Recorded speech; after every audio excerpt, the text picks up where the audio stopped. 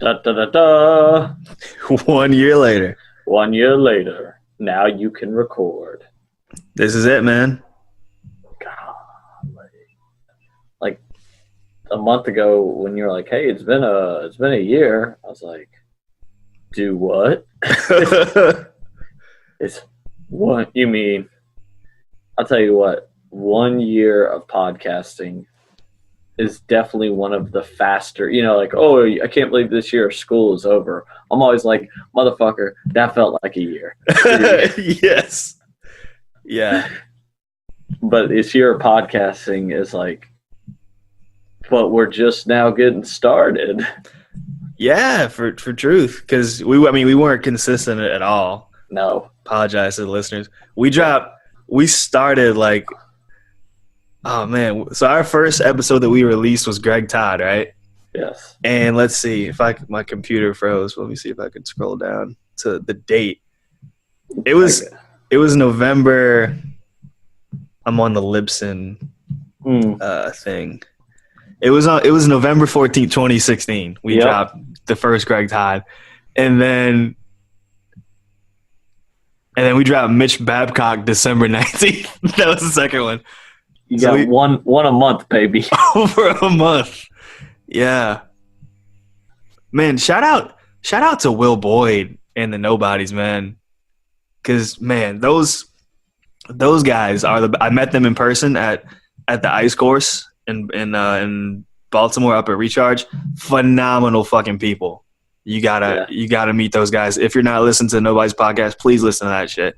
Please hit up Nick Bradacante and Will Boyd. Great people. And I remember Will Boyd like giving us a shout out way early after we dropped Greg, and it was like, "Hey guys, when's the next Duck Legs?" I'm like, "Oh yeah, we should probably drop another episode." Yeah. It's just Jarod and I have made a big commitment about being more on top of things this year too, but it's so. If you're ever out there and feeling like you just aren't on top of things like Will Boyd, on like you don't wake up at 5 a.m. and have a series of checklists that you just dominate the day. Like Brianne Showman Brown, shout out. Yeah. Yeah, that's a best of right there. Yeah. This will be a nice segue into her. Like that might have been a legit life-changing moment for me. Like when she's like, "Yo, I do 3:30 in the morning and I just fucking do it." So now, how you been doing with that? I've been doing good. Like legit after we did that podcast, I did 2 weeks straight of 4:30 a.m. not missing a beat. Like a champ. And then like it got crazy with all the travel that I'm doing now. Yeah. So it's been hectic. But like even when I was out at the Recharge course, we were still getting up early because it was hectic. And like when this internship comes, I'm going to try and still do 4:30 a.m., go get the workout in, and then go to clinic, ideally, if I have my way. Nice. What about yourself? What's your daily schedule looking like? Ooh. I have been doing I'm a little varying. I do 4:30, 5:30, 7:30. I've gotten to the point where I'm not going past really 8 o'clock at all. Yeah. I'm waking up by 7 most days, and I've been pretty good since the semester ended about staying on top of things. Hell yeah. Yeah. But listen, I'm thinking, Jarod, that we just can, as best as we can, just go straight through. Hey. Straight through. Hey. All the episodes. All 12 of them. I don't know how many we have. Yeah. Is it too much? No, it's not too much. We got to do it for the people. All right, look. So just hitting back on a few. And I just want to say for the listeners out there, so often you go and you listen to episode 1, right? And we're about to start with episode 1, Greg Todd. And really a home run episode 1, right? It's really, you can't think of anything better to start off. Like your series pilot, like a show, you got to have a good episode 1 if you're going to watch the entire season. Yeah. And we got that. But I also want to shout out and say, like, I'm extremely proud of all the other content we've put out over the past year. Not only is Greg Todd just a huge home run, I really feel like a lot of this stuff, even though sometimes they're long, have a lot of quality information in them.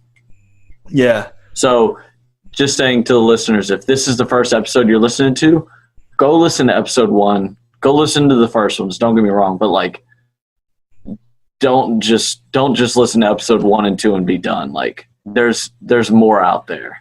There's gems, and like, yeah, some, like you said, some of them are long, and we can even do like a good job of like even cutting the gems out and reposting them, you know, on occasion. But yeah, they're long, but there's some gems in there for sure. Yeah, there's some super gems on those commutes. And yeah, this is like, it's rare that I don't think we've ever done a podcast yet where it's just me and you talking to the listeners. So this is like our first one, kind of bearing our soul, going through our sharing our minds with the listeners. So yeah. Hey. Yeah. I don't know if I originally started like this. You always kind of can say what you started like, but I've definitely I personally feel like at this point, I definitely want to take on this, like, and again, we might start this way, but this like stupid student learning mentality. Like, hey, to the listeners, you're not going to be dumber than me. Like, I'm just going to let you know. Yeah. Like, I'll be the dumb one. And from then, and we'll start building up together from there.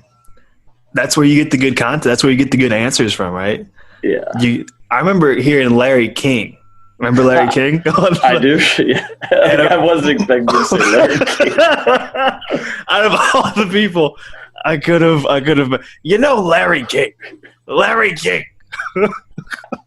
Let me tell you about Larry King. That son of a bitch. That son of a bitch. Larry. I got like real raspy. Like there's some phlegm in my throat right now, so I get to use like the raspy New York radio. Larry King stole my job. My whole entire idea. My whole idea. I was going to wear suspenders and have little white dots behind me and interview people. But yeah, it was they were talking to Larry King, and he was winding down his show, and somebody asked him like, how do you ask good questions, or how do you be a good interviewer? And he was like, you got to be stupid. You got to play dumb. You got to ask, be kind of pretend like you're just clueless, right? You're just like, what is the vestibular system? Kind of like what we were doing. Yeah. Like you said, right? Yeah. So except for I really am dumb. No, you're not. All right. So let's get to it. Okay. Real quick though, I remember an interview where it was Larry King interviewing T.I., and then Larry King asked T.I. to do he was like, you do a freestyle? It was at the end. He's like, you do a freestyle? And then T.I. was like, no. No. He straight up was like, no, I don't do that. No. Well, freestyles for later. Yeah. Every once in a while, it's always so funny. Like every single episode, Jarod and I are going to try to squeeze in some sort of hip hop. Yeah. We're going to try to force it. It's so funny to listen to the person we're interviewing either completely take the bait or just be like, I have no idea. Yes. It's just silent on the other end. It's just me and you. All right, so we're not talking about Kendrick Lamar today. That bit's going nowhere. I remember, yeah. To the listeners, if you haven't picked up on it, keep an ear out for when Jarod and I try to force a hip-hop reference. It's like, well, we have like what? Sandy Hilton's talking about pelvic floor. They were like, yo, but that new Kendrick album, right? Right? Like, wait, that has nothing to do. That has nothing to do with pelvic floor. Like, but yo, my ambition go right? You're like, you got a lot of ambition. Much like Kendrick.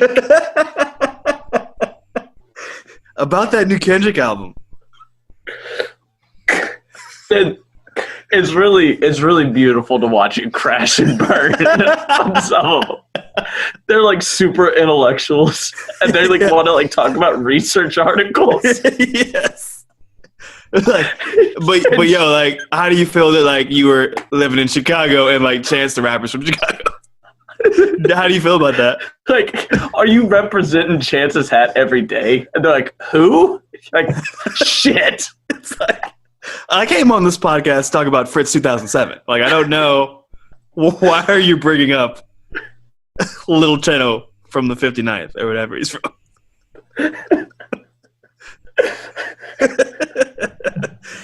Okay. But, segue, somebody who will come with the rap references and totally stay with you, if not school you, is our first ever guest, one Greg Todd. Yeah, shout out. Greg Todd is basically the Godfather. Yeah. He's basically, have you ever seen, did you ever watch that one like cartoon thing that was like where, oh goodness, what's the guy that does the auto-tune? He was like the spirit of Spring Break. T-Pain? Yeah, T-Pain was the spirit of Spring Break. You ever see that little like movie cartoon thing? No. Oh my God, I forget the name of it. But basically, Greg Todd is the spirit of Spring Break. He's really all of the energy in the young PT world. Yeah, for sure. And if you guys haven't picked up on it, a lot of our guests are parts of Greg Todd's mentorship groups, and he's got so many now. Yeah, he's just been such a big influence on a lot of the, like almost all the PT podcasts you see out. A lot of PT podcasts are heavily influenced by Greg Todd's mentorship. Yeah. Somehow, pre-PT grind, Knowbodies, to some extent, and all the other ones. There's even too many names. Shout out like Matthew Villegas, Felicia Wena, the queen of Facebook Lives, to Matt Hodgins and all these other people dropping their new podcast. That's all kind of stemming from Greg Todd's work and his mentorship abilities. Yeah. Dude's the best. He's the best, man. He really is a special individual that can inspire, pump up, like. So if you guys ever like vibing off a lot of this stuff and somehow you've overlooked Greg Todd and you've never really delved into him, he really is a huge blanket background to a lot of this stuff. Yeah, and you need to go find him because he'll change your life. He made it okay to be yourself. Yeah, in the online presence of physical therapy. Yeah, which here's a black physical therapist who's rare by itself, and then he's bumping, he is bumping Kendrick, right?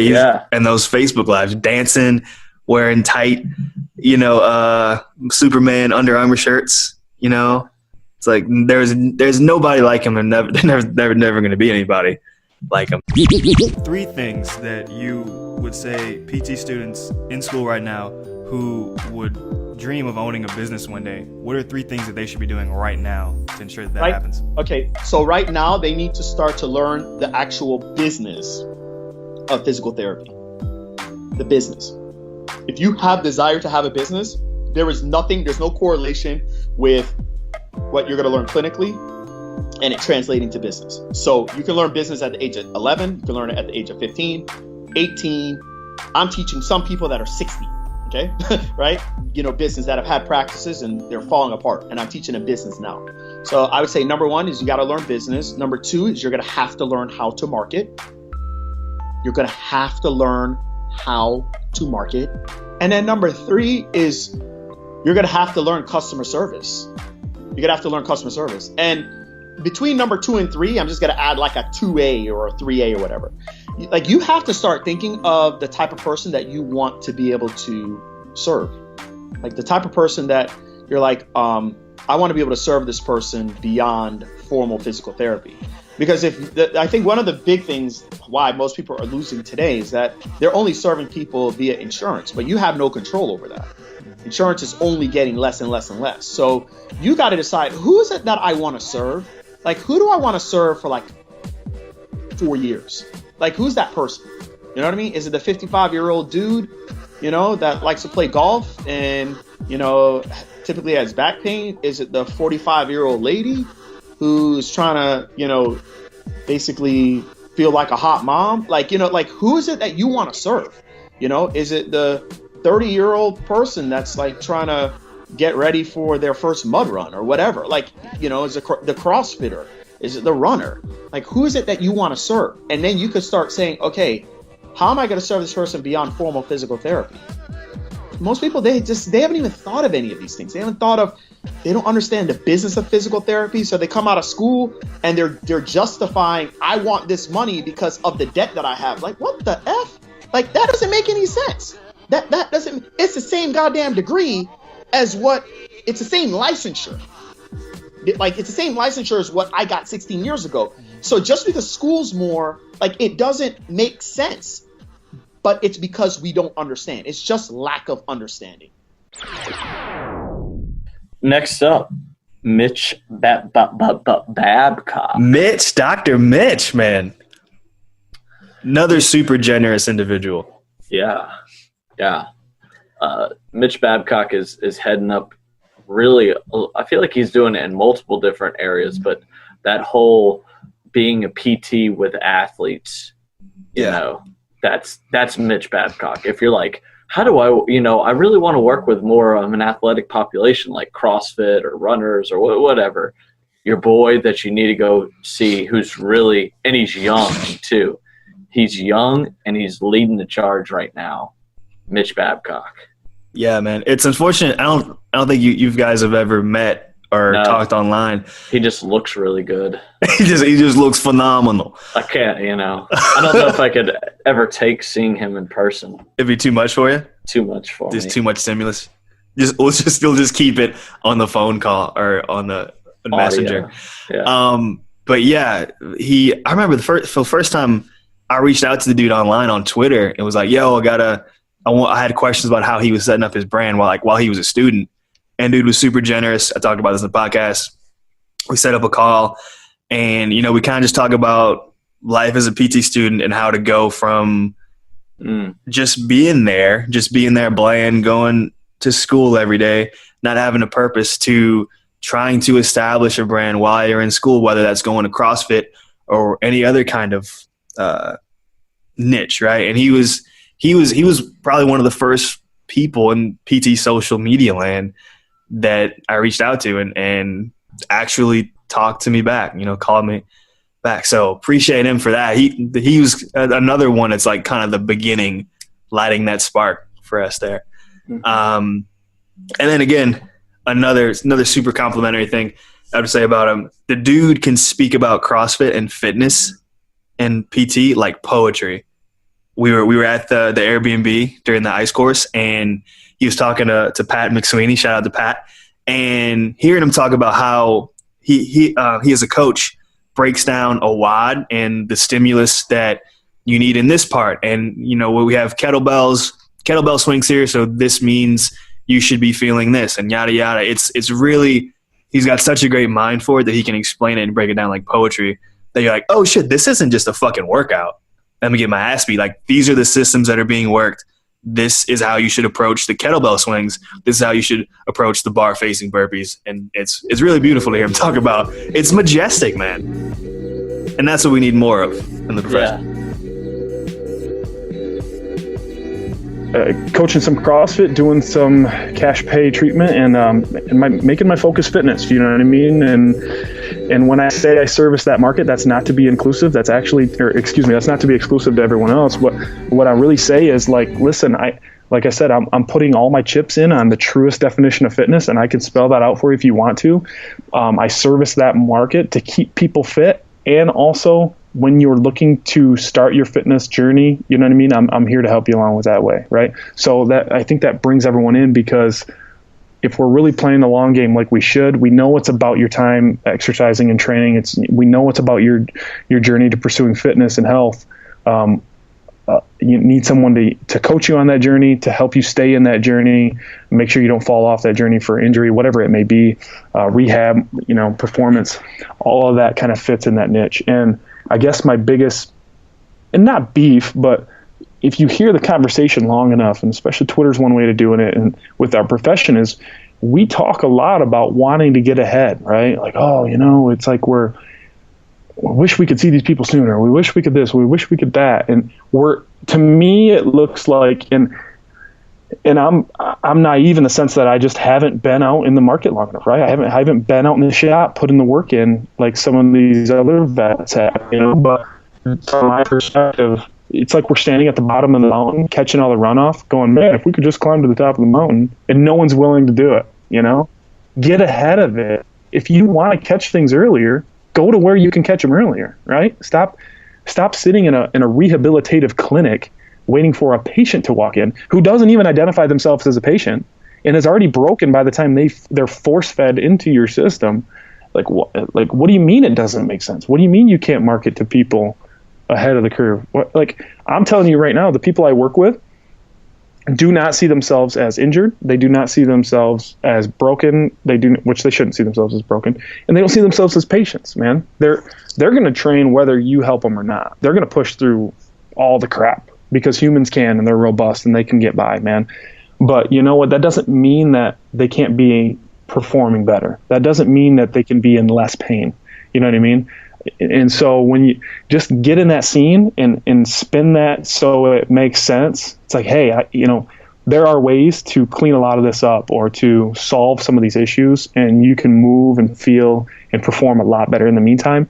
Then you can really start tapping in the market. That's just what it seems to me at this point in time. And so that's what I'm betting all in on, it's risky. It's everyone wants to sit back and talk about new grads starting cash pay or whatever, but I just don't want to have that conversation. You know what I mean? I want to execute. And I've spent the last 3 years in grad school waiting for a time to go out and execute. And Gary talks about the hustle, and I've just been chomping at the bit to go hustle for something. So that's where I'm at. I'm in the Michigan scene and working on my fitness and everybody else's fitness.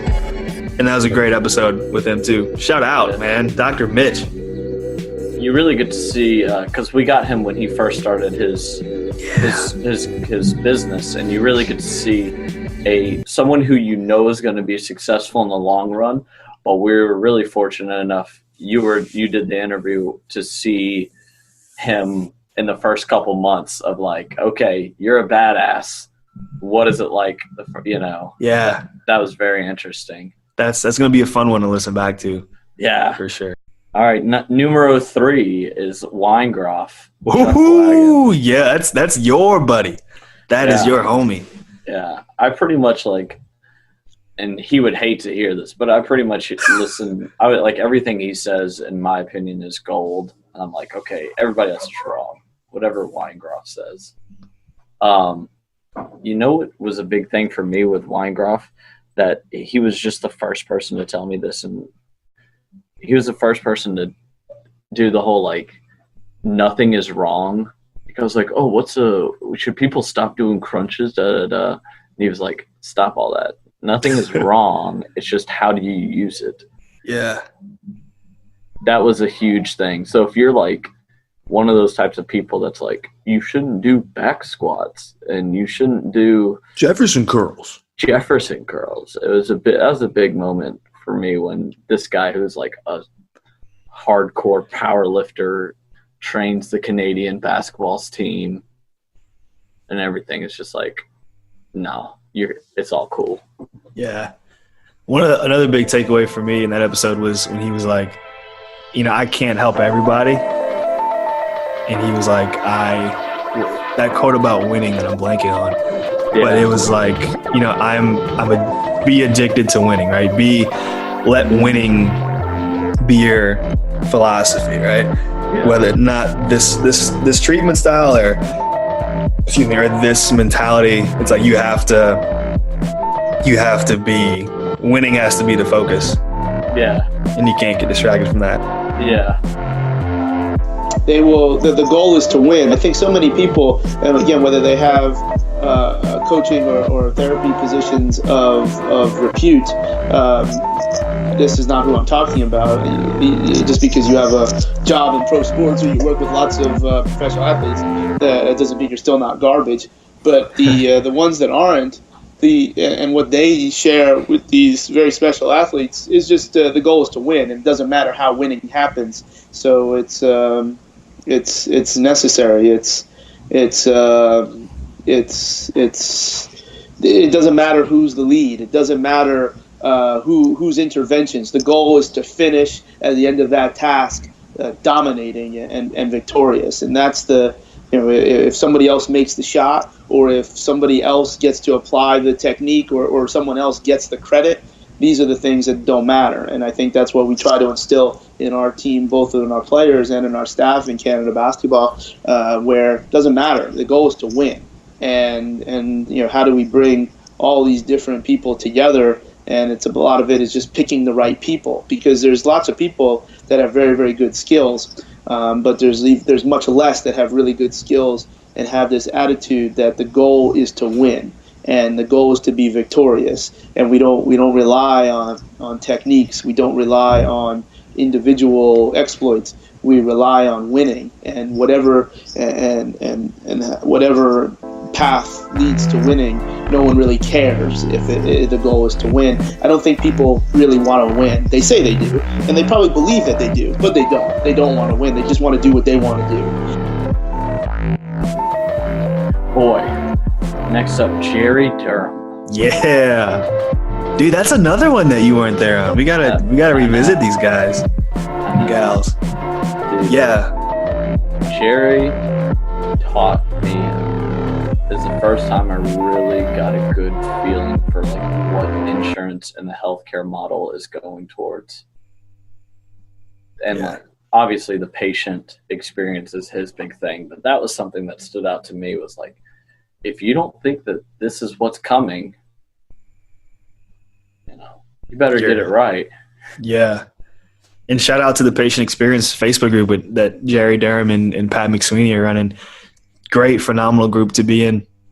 Yeah, we'll definitely need to get Pat and Jerry on soon and have you on that one to chat them up. But when I first got into social media as a PT student and you're on Twitter, Jarod Durham stands out immediately. Right, he's the recommended guy to follow, and he's always cranking out tweets, whether about baseball, bourbon, or Beastie Boys, right? And then also dropping the patient experience gems. I can't do justice for Jarod Durham, right? It's just go listen to his podcast, go listen to his work. Dude is on the forefront. Cash PT, patient experience. I mean, he's if you got your Mount Rushmore of PT biz, Yeah. he's up. There. He's there. There is a lot of information. There is a lot of stuff, quick information you can take away from the Jarod Durham episode. Yeah. You can take notes and be like, I need to read this book. I need to sign up for this class. Like, there is a lot of stuff you can jot down. Yeah, we got to make it out to see Jarod Durham.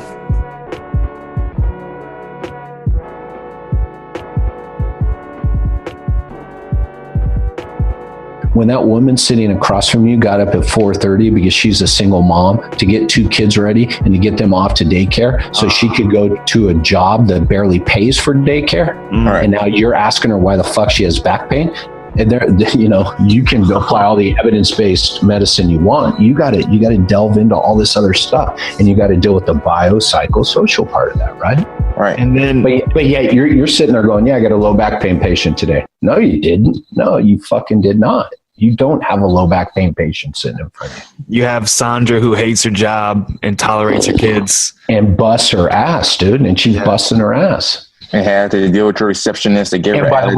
the way, and who gave her attitude. And here's my favorite part. Here's the big home run. When she self-discharges after 3 visits because you didn't help her, she was then a problem patient. Oh, because it couldn't have been your fault. No way, Jarod. You did everything you could during those 3 weak-ass visits. No, I get it. No, dude. Couldn't have been your fault. Program that No, Sandra's a malingerer. She's never going to get better. She's just one of those problem patients. Did you call her? No, I'm not calling her. She don't want to get better. Damn. She fucking showed up for her eval. She wants to fucking get better. Damn. Yeah. Oh, man. Yeah, this shit is hard, man. This shit is hard. Physical therapy, helping. We got in this job to help people. And I'm here to tell you, helping people is hard. Yeah. And no one wants to admit that. Everybody wants to admit, oh, this is hard. Science is hard. This is hard. And then you got the most complex system in the whole fucking universe sitting across from you. You want to go, this is easy. No, it's not. The hard part starts. That's why I love everybody posting about school and how hard school is. And I got all these tests, and tomorrow I got 9 fucking finals. I can't wait to get out of school. I met someone this week when I graduate tomorrow, and school's so hard. I'm so happy to be out. I said, hey, when you go to work on Monday and you're sitting across from your first ever patient, it's only you and them in the room together, let me know what was hardest. Oh, damn.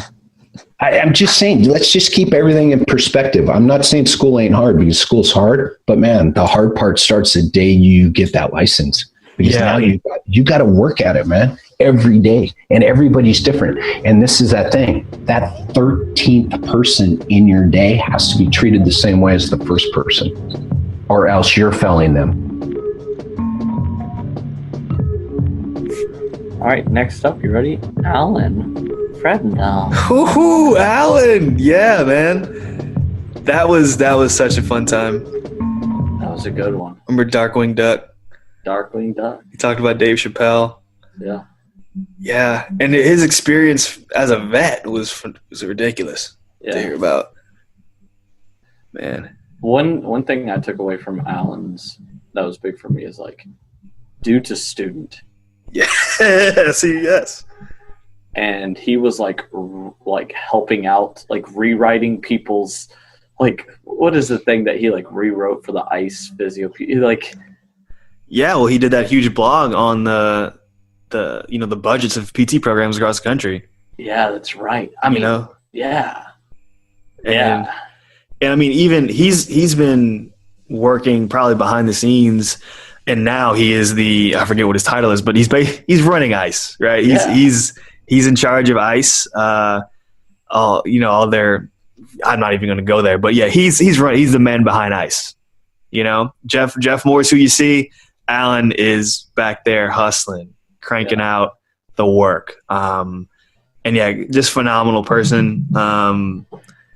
Even he's another guy that was at the ice course that I went to recently at Recharge, and just he's phenomenal in person, right? You learn so much from him with as far as manipulation techniques, cervicogenic headaches, right?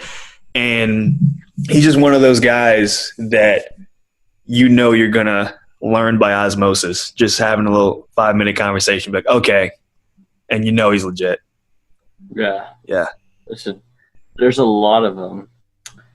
There's what did we go over with his episode? I know we talked about like the AOMP because he was the president there. Future leadership. Yeah. It's a fun episode to listen to as well. He's a young hip guy. He's so hip. What is your favorite duck and why? Are we talking about species of ducks? No, like a cartoon character. No, I don't believe that I would even know what species of duck. He has to go. He has to name a species of duck with phyla and family. Yes, all of that. The one that you eat, the one that you might kill during duck season. No, your favorite cartoon or duck character per se. Man, I'm gonna have to go with Darkwing Duck. Oh, what an answer! Why? I've always liked Darkwing Duck. Because he's not like Batman. He's just an ordinary man. I guess he's an ordinary duck. If you remember from the cartoon, he lives in the suburbs, and he's just an ordinary duck that fights crime on his own time. He doesn't have any superpowers. He's just an ordinary dude. He's a people's champ, but he's a duck. Yeah, he's a people's duck. He's a people's duck. He raises an adopted daughter that's not his. He's like a very modern, contemporary duck. You guys don't remember that? He has an adopted daughter. I don't remember this at all. Me neither. I was thinking of like Daffy Duck or something like that. I mean, that's too simple. Yeah, you're right. Yeah. Well, I guess everyone from here on out, if they say Daffy Duck, they're simple. Of course, Alan would pick the one duck that no one knows. Crime, and it's like the challenges authority and speaks truth to power. That is your duck, Alan. He's my spirit duck. Yes. Well, Oh my goodness. That is awesome.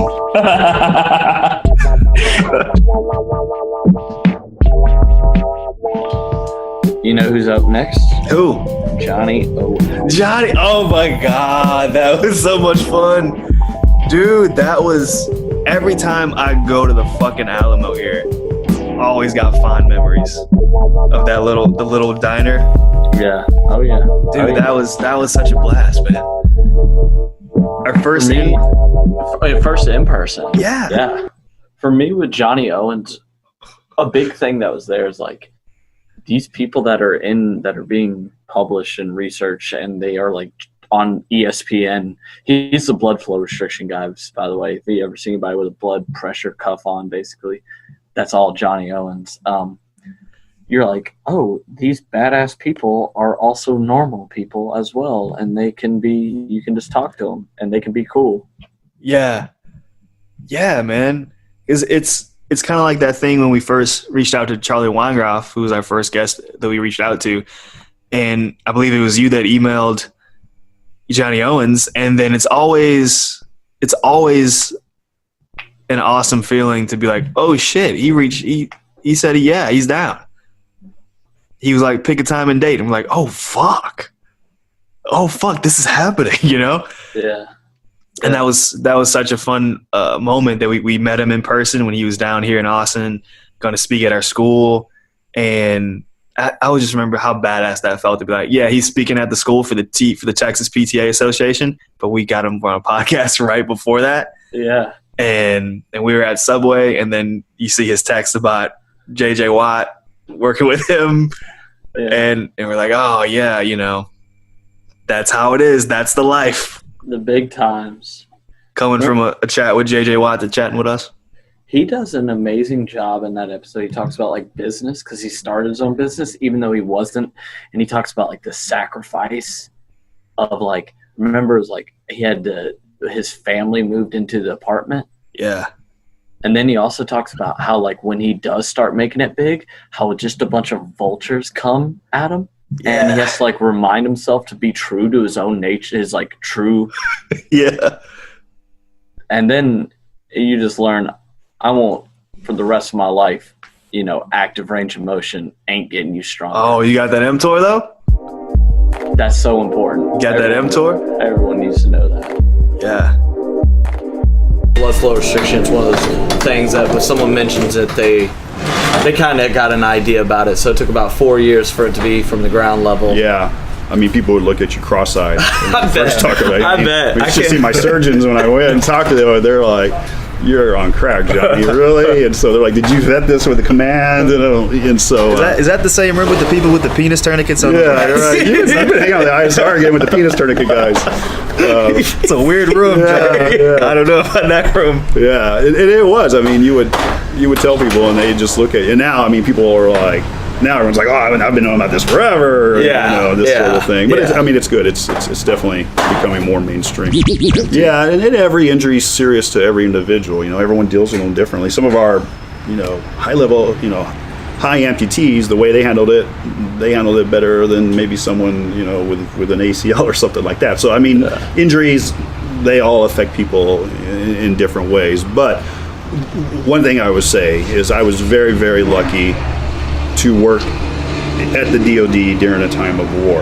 And it's terrible what war has done to our service members, but the way that everyone came together as a team, and it's a true team thing. You hear people throw that around, but I mean, it's from orthopedic surgeons to nurses to command to PTs to everybody, to the soldiers' families, to the commands of their platoons. Everyone was just looking for a solution. There was no bullshit, and there was no like, I'm going to call the doc and they're not going to answer me. Because if you ever got that, then it'd be like, I'm going to call, my colonel or the commander, and they're going to be like, dude, what the hell? We got this kid. We got to figure out Yeah. And so that was amazing to have that true team feeling. So you would get a Marine or a service member. You get a manifest. This is like maybe during the surge when it was really, a Humvee would get hit, and you would have 6 guys all coming in, amputees, limb salvage, maybe 2 killed. we would all kind of come as a group and meet up with them, meet with the family, usually try and meet them an inpatient and discuss, these are the options. You're going to keep the limb or not going to keep it. Bring some other soldiers that have gone through it to meet with them and then get them there. And it was on. And it was basically do everything we can to get them to the highest level. The highest level for a lot of them would be to stay on active duty, even after they had been blown up. And that was the goal. And it's like, okay, man, if you want to be a trigger puller, you got to be able to get down, take a knee, hide behind a rock and do this or that. Or if not, then it was to at least try and get them to the highest level that they are discharged with a functional life. And then it became, with the limb salvage, how can we avoid that they have to amputate when they might not want to? Yeah. It was an amazing time. It was really, I was blessed. I just lost one of my guys last week. Sorry to hear that. Yeah, from an infection in his bone that spread up and kind of got worse throughout. But it's almost 10 years later, and so it's the wounds of war.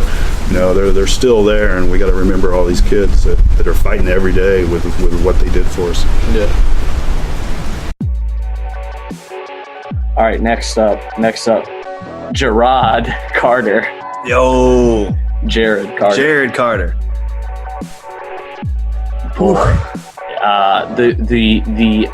I'll tell you, something immediately comes up to my mind with that one is the silver tsunami. Oh, yeah. Or is that what it is? Like, we're like mathematically, Medicare or whatever, the health care system mathematically you can't sustain the numbers. Yeah, man. And you're like no policy of like, oh, if Republicans and Democrats would work together. It's like, nah, bro, there ain't enough money from the people to go help it's done. Yeah. He kept it super real. And I know that might have been on our second time interviewing him. This is our first interview. He does it both times. Oh shit. Yeah. Because we made him do it the second time. Yeah. Yeah, dude. That was an epic moment to hear him just flat out lay the statistics down.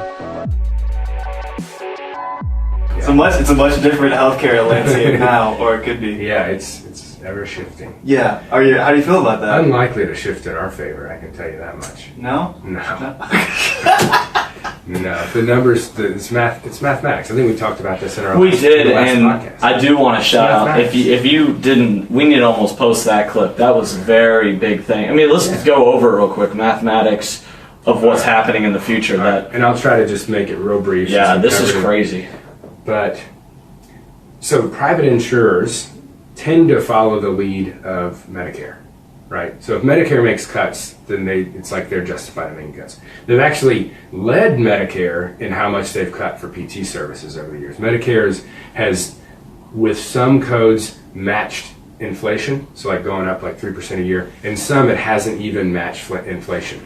And this is over the past 5 to 10 years, I ran the numbers, this is at a time, these last 10 years, when the baby boomers hadn't even come close to fully exiting the workforce, nor have they now. And I'd have to look at the book and a presentation that I did on it for the exact numbers, but in general, we are looking at a doubling of the Medicare population in the next 20 years, okay? And what's happening is that back in 1965, I think there was like 4-point-something workers in the workforce for every one Medicare beneficiary, so paying into the system versus taking out. And then I think now we're at like 2-point-something for everyone. And in like 20-25 years, it's not going to be 1-to-1, but it's going to be close. Yeah. And at that point, okay, so that's that scenario, right? Well, that the Medicare and Social Security systems together have already had years where they've paid out more than they've taken in. Wow. Okay, so we've already had years of non-profitability in its current state. So when you extrapolate that to 25 years from now, when there's even more people drawing from it and even less people comparatively contributing, there's no way the system will sustain itself in its current form, paying practitioners and for medications, but paying for medical services what they do now. There's mathematically no way that major cuts are not on the way for what we get for our services. We're talking Medicare? Medicare, yeah. This is the Medicare. But private insurance follows Medicare. They're very influenced by Medicare. Now, hopefully, our various fields can kind of gather together their forces and hold rates at a decent amount. But PT, all in all, has been very unsuccessful in doing so. I mean, average reimbursement rates from private insurers for our services, our various services, have dropped almost across the board, if not across the board. Mm-hmm. And again, that's without even this big influence of Medicare making huge cuts. So whether you're looking at Medicare or private insurance, I personally don't see any way around the situation getting even worse. No matter what kind of magic pill or bill that Congress might be able to come up with. Yeah. Unless all the baby boomers die immediately. Unless there was like... we can only I mean, yeah, it's just... That's interesting where your head went there. Yeah, I got a little dark. What are you playing? A little dark. So what we need to do is kill all these people. We'll be great. The future's bright. He's gonna keep the ball rolling. It'll be like a giveaway. If you once you hit 65, we'll take you to a little room. Now his doodles have become very seeing mushroom clouds. How do we lure all 65 and older into deep Nevada? We build one golden corral to feed them all. No, that's awful. Golden Corral, Jeff Foxworthy, and I don't know. Something else that attracts them. Yeah. God, that's hilarious. That's a little too much there. What's up, Matt? What's up, Scott?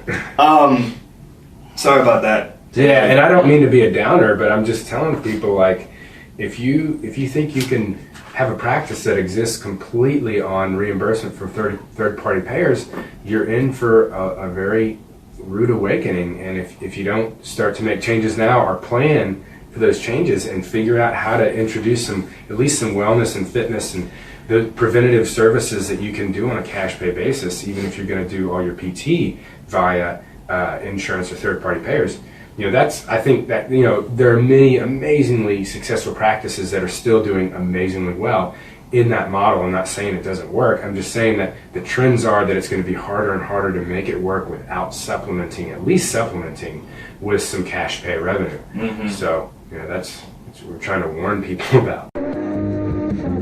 Crazy. And then, just another in-person interview. We went live with them. Thanks so much, Dr. Carter, for hosting us in your clinic and sharing all the information and all the little resources that he dropped. That's another one you need to go take notes, because he was like, little resources from like before you go to find a place to rent, you need to use this, a website or tool. And I forgot what it was already, but you need to go listen to the episode.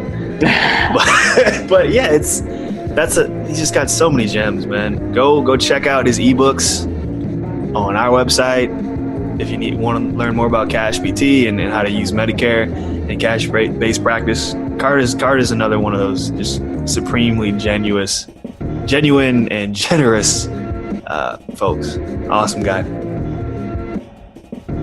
Let's pump through this. Next, Cheryl Keller Capone. Look at you. You knew. Boy, if you have never listened to a success story of chronic pain, if you think that physical therapy can work, Cheryl Keller Capone gives you a play-by-play from the time she's like 9 years old with dealing with things, and she feels fragile and can't do it, and then she's finally like, I'm gonna build my system up, and she fixes herself with physical activity. Yeah, it's a crazy. It's like a, okay, this shit works. Here's somebody who like for real did it. Yeah, the mindset shift. Going through. There's a lot that you can, as a clinician or as a patient, kind of kind of listen to her story and think about all the concepts that you learn about with pain signs, with building capacity, strength, structural issues, the relevance of importance of that or not, and kind of weave in and out of her patient journey and just think to yourself, like, what's going through her mind. And that gives you a phenomenal insight on, especially if you're a clinician, on what's going through a patient's mind with chronic pain issues. Mm-hmm. Mm-hmm. And then, oh, by the way, she's a badass researcher on genomes. Right. If you want to learn a little genome stuff, like she's brilliant. Awesome. I really am really grateful for someone to actually look at me as a whole person and really try and help me figure out, let's work through this together, right? Let's actually figure out and not just think I'm some hypochondriac, which is really what I wound up feeling like. Well, there's really nothing wrong with you. And I think that's a whole issue with whole, pain signs as well. It was, right. And what patients hear is, well, there's nothing wrong with you. and actually, I didn't say that, I actually had physicians and a couple other physical therapists literally tell me those words. Well, there's nothing really wrong with you. You just need to get stronger, or you just need to exercise more. You just need to move more. But that's not really helpful without instruction. Right. Right. Moving more is not quality. Exactly. So yeah, so really, if you're a clinician, if you're studying to be a physical therapist, I think that really taking the time to, treat the person in front of you and not, try to set your biases aside and listen to what they have to say, listen to their story, be compassionate, really. Dr. Capone was awesome. Then we got our man, Dan Pope. Dr. Dan Pope from Fitness Pain Free. Talked about CrossFit. We talked about just being a badass athlete overall. He's working up there with Mike Reynolds, Dave Tilley, and Lenny Mack at Champion PT and Performance. Yeah, man, we talked about Power Monkey Fitness Camp, how cool of a place that is. We talked about his rise to building up fitness pain-free with writing your own blogs and how he became to be such an influencer and powerful force in fitness and in the CrossFit realm. I was just going to say, I definitely remember how he was a badass out there in Colorado, I believe. Yeah. And then he lost all of his clients to go work with Mike Reynolds. Yeah. Up in Boston, and just you get to hear a story of a guy being like, "No, all my referrals are gone. Yeah. I got nothing over here, and I'm building my system up again." And it's somebody who's already a badass, and you're like, "Holy crap, dude is starting from scratch now." Yeah, and he's yeah.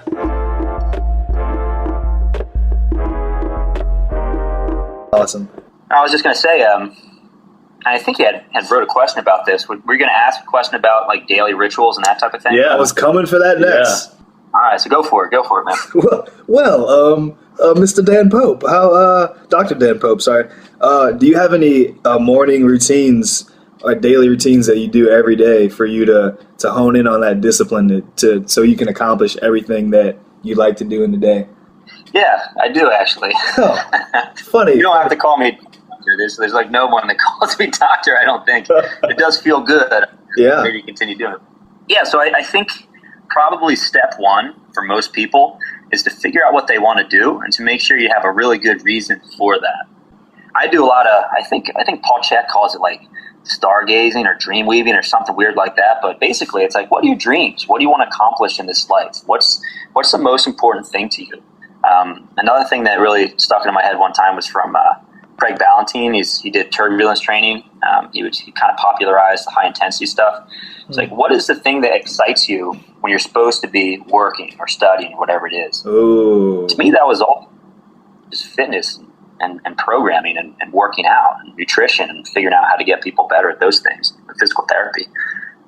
So you got to figure out what you want in life. And I think it also has to be something that you're happy with on your deathbed. So basically when you're about to die and you're reflecting on your life, it's well, did I go down the right path? Did this feel like it was something that was beneficial to mankind or influential, or did I want to be the big time entrepreneur or whatever it is? And then from there, you can start to get an idea of what you want professionally. So yeah, I have a daily ritual, and one of my daily ritual things is I have goals, right? So I have goals from a financial perspective. I have goals from a physical perspective, emotional, nutritional perspective of giving, caring for people. What I want to accomplish with my family, that type of thing, and they're all written down, and they have timelines. They have specific things I should be doing. And it's something I try to look at on a daily basis. So when I wake up in the morning, and basically I'm going through my list of goals. And sometimes it gets to be a little bit big because I'm constantly tweaking and changing things. But every single day I'm staring at basically what I want to accomplish with my life. So it's nice to have that this little refresher every morning to kind of reignite you. So if Dan Pope can, and this, like, you hear it with like Johnny Owens too, like a few of these people we've talked to, like, had it all, made a decision to lose it and go regain something new. Yeah. And I know Dan Pope's got some really, really good stuff in there too. I mean, oh yeah, Dan Pope's in, if you guys don't know Champion Fitness up there, like Mike Reynolds and stuff, Dan Pope, like that's a top tier place. Definitely top tier. So you need to go listen to his stuff. Yeah, man. Dan Pope, phenomenal. Now we got Dr. Liuzza Holland. I don't think you were on this episode. I was not. But yeah, it was me, Daimir, and we had Aimee Depelteau from Fit Nerd Physios. And if you don't know Dr. Liuzza Holland, you need to check her out because she is kind of the epitome of holistic health and mindset and hashtag curvy hustle, hashtag ladyboss mentality.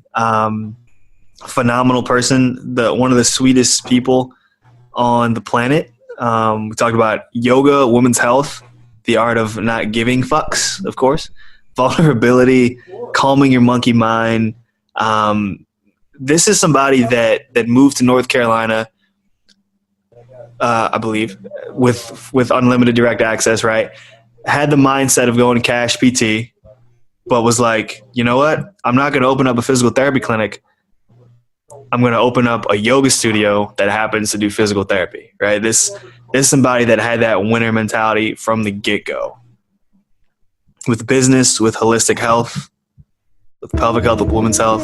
Just, come on. The answers are in the curves there, Tyler. Oh, okay. And if somebody has that mindset of, I'm going to open up a PT practice one day, I'll need to get all this expensive equipment and an Alter G and all these TheraBands. But you're like, nah, just make it as simple as possible. Yeah. Minimalist. Definitely. I made that mistake the first time. And then I walked away from it. And I had to get out of a 5-year lease and everything. And then when I went back into it about a year later, it was a room. And I was like, oh my God, you should have totally done this first. But I never saw it. See, that's the reason I am out doing what I do now. Nobody saw it. So I couldn't even think it because it didn't exist. I had to share it. But I didn't look at PT places. I looked at fitness places. I looked at the yoga teachers that were getting $100 an hour to do a private yoga class. Yeah. I love how people are like, they won't pay for their whatever to stop, I don't know. Then, maybe you got to go, and they're not always all rich. See, that's the other thing here.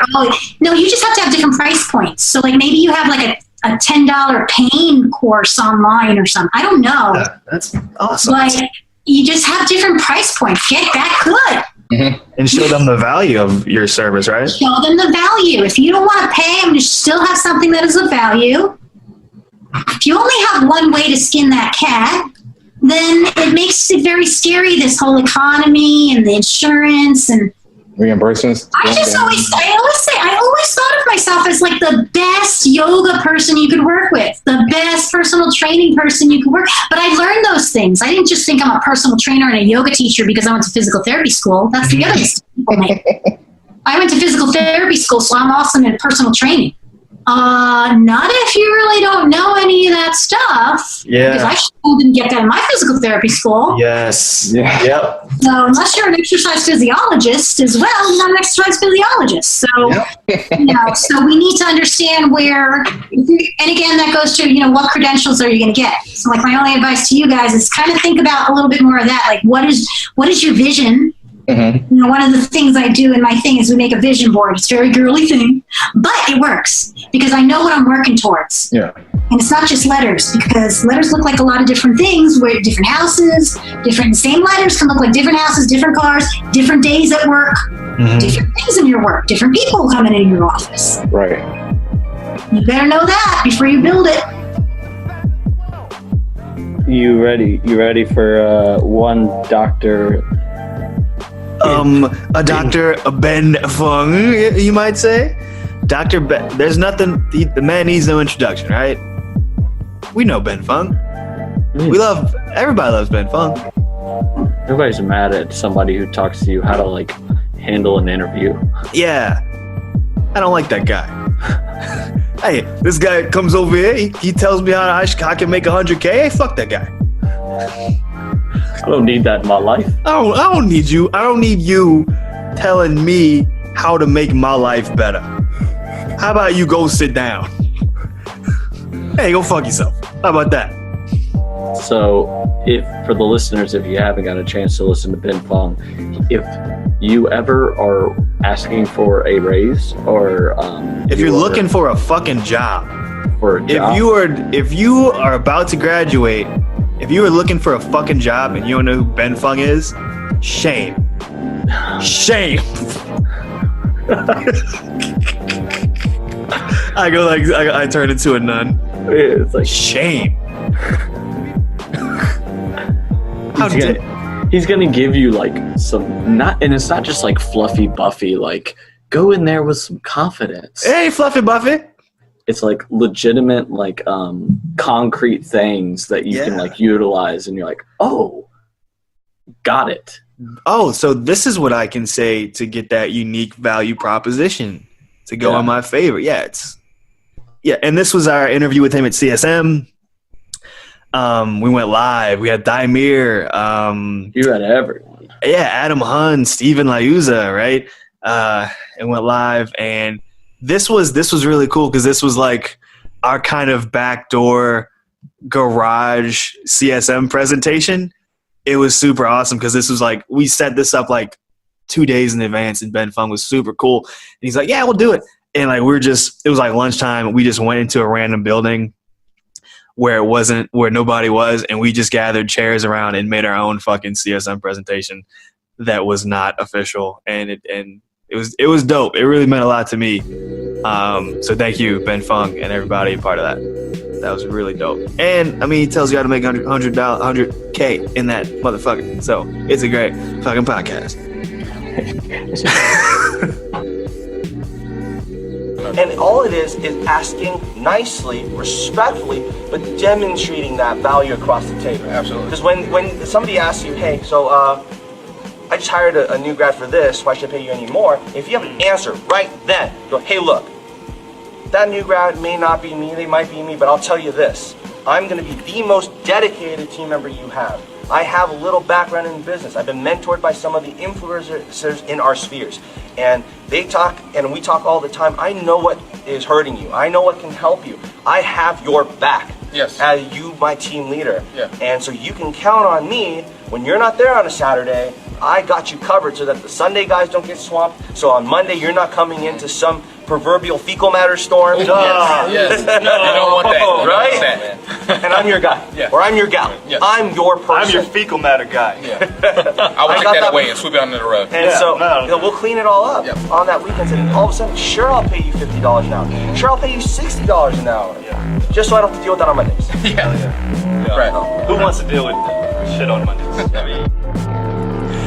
Yo, another one that you're not on. We've got a string of No Tyler episodes coming up here. Dr. Aimee Kent, Stephen Liuzza's mentor, talking about travel PT, USA Austin grad, shout out. This is our first one talking about travel PT and what it really means to be out there getting it by yourself. You on the road with your car and not much else, and having your printer packed away with you. And then she rapped a little bit of Luda on there as well. Fire episode. Fire. What did you expect about travel PT that when you started you realized it's not like this? It's interesting when people talk about travel. They say, "Oh yeah, you should travel. You make so much money." That's the big stereotype you hear. You're going to get 6 figures day one. Well, I'm sorry to tell you. Wait, what? Happens. I'm sorry. What happened? Wow. Yeah, I know, right? And so yes, you do get paid well. Do not get me wrong. I'm not complaining at all because I do get paid well. However, it's very dependent on setting and location and time of year and experience. And, my very first travel assignment, I took a lot less because I had no leg to stand on. Like, I had no experience. They were really taking a risk on me. So, I didn't go into travel for the money necessarily, but it was definitely going to help with loans. And so it's been, and I've had a lot of people who have graduated who contact me and say, "Is this salary right?" Yes, it is. It's not what you expected. Now, again, we make good money. I'm not saying that, but it's just not really what you expect. There's a lot of ifs, ands, and buts. There's also, the travel companies have to make money too. So if you are willing to negotiate, you can make more. But if you kind of just say, "Oh yeah, I'll take that," then, you may not be getting as much as you maybe deserve. So that's probably been the biggest thing. Not bad. It's just the way it is. Yeah.